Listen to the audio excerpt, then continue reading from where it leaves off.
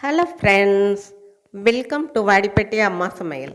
இன்றைக்கி நம்ம கிச்சனில் பார்க்க போகிற ஸ்பெஷல் ரெசிபி 3 மாதம் ஆனாலும் கெட்டு போகாத அளவுக்கு இப்போ கிடைக்கிற சீசன் காய் முருங்கைக்காயை வச்சு தேங்க ஒரு ஊறுகாய் செய்ய போகிறோம். ரொம்ப அட்டகாசமான சுவையில் இருக்கும். வாங்க பார்க்கலாம். அதுக்கு முன்னாடி இன்றைய பிறந்த நாள் மற்றும் திருமண நாள் காணும் அனைவருக்கும் வாடிப்பட்டி அம்மாவின் இனிய நல்வாழ்த்துக்கள். ஸ்கிப் பண்ணாமல் பாருங்கள் ஃப்ரெண்ட்ஸ். பிடிச்சிருந்தா ஒரு லைக்கும் ஒரு ஹைப்பும் போடுங்க. வாங்க இப்போ வீடியோக்குள்ளே போகலாம். இப்போ நான் 4 முருங்கைக்காய் நல்ல சதப்பிடிப்பான பிஞ்சு முருங்கைக்காய் எடுத்திருக்கேங்க. ரொம்ப விதை உள்ளதெல்லாம் எடுக்காதீங்க. இப்போ இதை நல்லா தண்ணியில் கழுவிட்டு நம்ம அப்படியே கட் பண்ணிக்கலாம். சின்ன சின்னதாக கட் பண்ண வேணாம். நல்லா 2 விரல் சைஸு கூட எவ்வளோ தூரத்துக்கு நீங்கள் பெருசாக கட் பண்ண முடியுமோ அந்த அளவுக்கு நம்ம கட் பண்ணி எடுத்துக்கலாம்.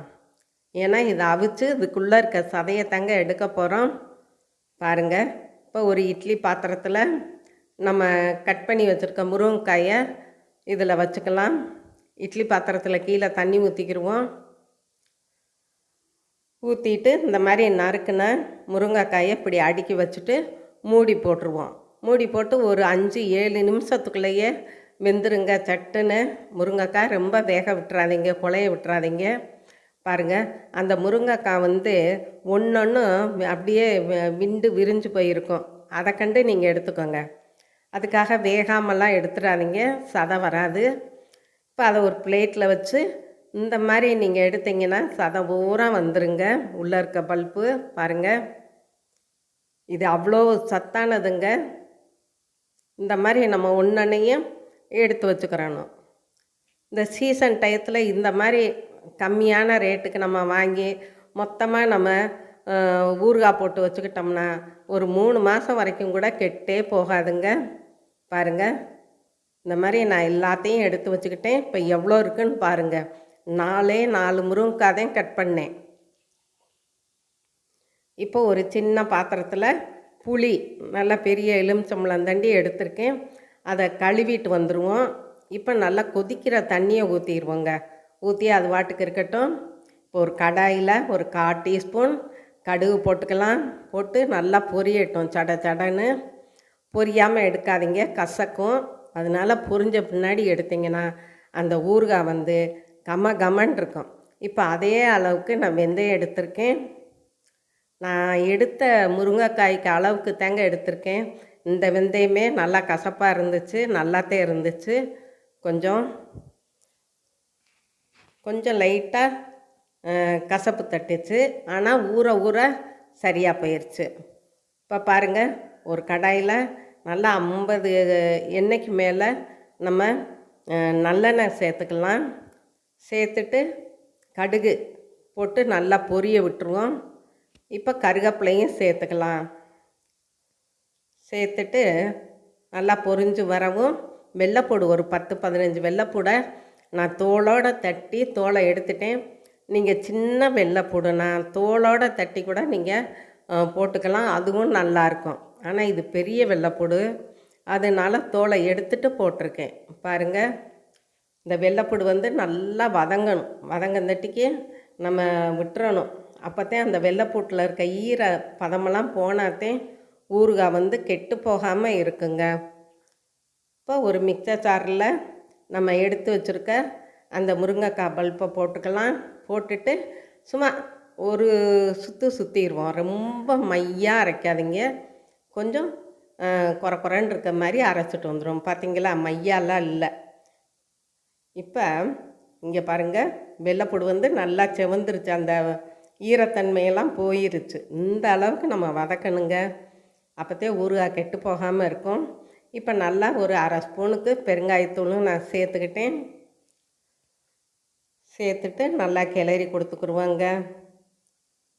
பாருங்கள், இப்போ மஞ்சத்தூள் போட்டுக்கலாம். இப்போ காரத்துக்கு நான் 1 ஸ்பூன் தனி மிளகாய்த்தூள் போட்டிருக்கேன். நீங்கள் உங்கள் காரத்துக்கு ஏற்ற மாதிரி நீங்கள் போட்டுக்கோங்க. நான் ரொம்ப காரம் சேர்க்க மாட்டேன். இப்போ நம்ம அரைச்சி வச்சுருக்க முருங்கைக்காய் பல்ப்போட இதோட சேர்த்துருவோம். சேர்த்துட்டு நல்லா கிளறி கொடுக்கணுங்க. நல்லா சாம்பார் சாதம், தயிர் சாதம், சப்பாத்தி பூரி எல்லாத்துக்கும் நல்லாயிருக்கும். அதாவது நல்லா கொஞ்சம் ரொம்ப காரம் இல்லாமல் உப்பு சப்பாக இல்லாமல் இருக்கும் இல்லையா உணவு, அந்த மாதிரி உணவுகளுக்கு இந்த முருங்கைக்காய் ஊறுகாய் செம்ம டேஸ்ட்டாக இருக்கும். சுட சுட சாதத்தை வச்சுட்டு கூட நீங்கள் இந்த முருங்கைக்காய் ஊறுகாயை போட்டு பிசைஞ்சு சாப்பிடலாம், நெய் போட்டு நல்லெண்ணெய் ஊற்றி. இப்போ புளியை கரைச்சி அதையும் நான் சேர்த்துட்டு நல்லா கொதிக்கட்டுங்க. நல்லா கிளறி கொடுப்போம். எண்ணெய் நிறையா விட்டதுனால தெறிக்கும். அதனால் நம்ம கொஞ்சம் மீடியம் சைஸ்க்கு வச்சுக்கிட்டா போதுமானதுங்க. அப்போக்கப்போ மீடியம் ஸ்லோவுக்கு மாற்றி மாற்றி வச்சுக்கிடுவோம். ஏன்னா எண்ணெய் தெறிக்குது இல்லையா, அதனால. இப்போ நம்ம அரைச்சிட்டு வந்தோம் இல்லையா கடுகு வெந்தயப்பொடி, நான் அப்படியே போட்டுட்டேங்க. ஏன்னா 4 முருங்கைக்காய் தக்கனாதான் நான் எடுத்தேன்.